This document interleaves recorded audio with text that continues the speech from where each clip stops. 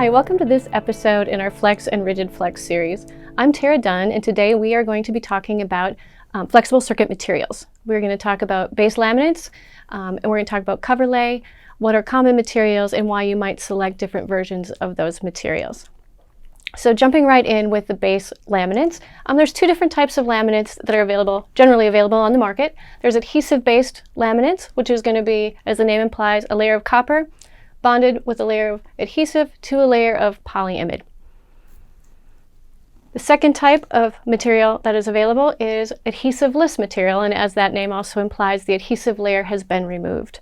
So why would you choose one over the other?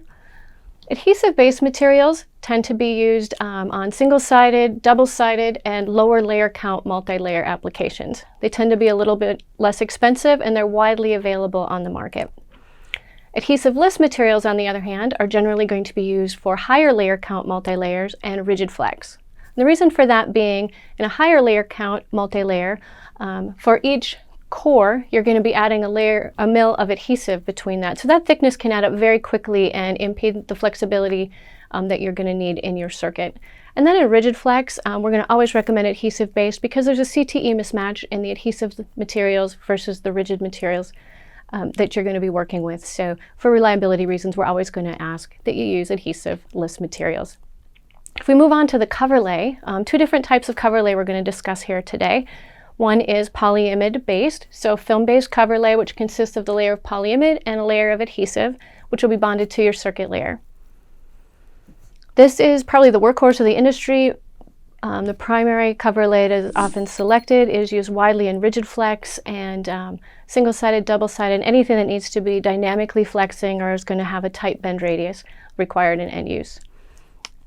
There is one drawback to this material, and that is the fact that it needs to be drilled and routed. So that's going to be done with the round drill bit, which makes it very, very difficult to create the crisp, sharp, square pad features that we want in dense surface mount technology assembly.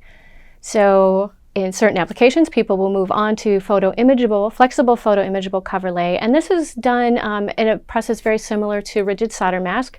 So photo image process allows you to create those crisp, sharp edges on those pads that you're looking for. There's a drawback to this material, and that is the fact that while it is flexible, it is not well suited for dynamically flexing applications or applications that have very, very tight bend radiuses.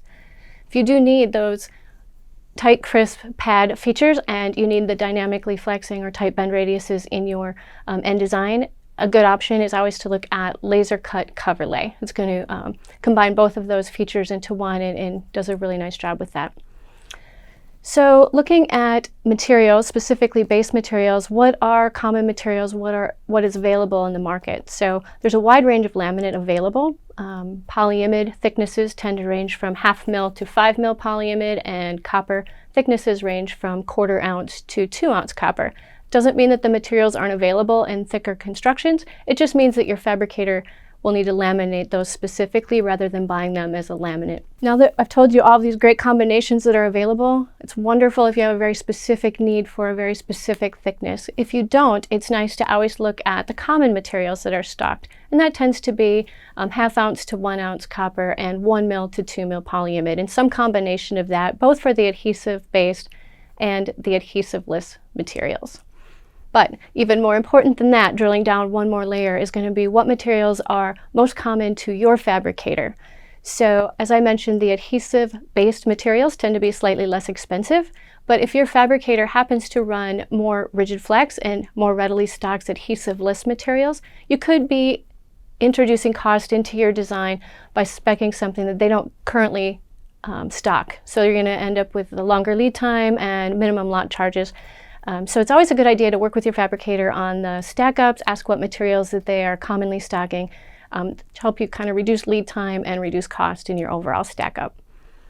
So as a quick recap, we talked about different laminate types that are available, different laminate thicknesses that are available, cover lay options that are available for you, and why you might select certain constructions over others. I hope you found this information helpful, and please share this with your peers and colleagues who might also benefit from the information. And I hope you'll be able to join us for our next episode, where we're going to talk about different cost progressions through different technologies, moving from rigid to flex through rigid flex.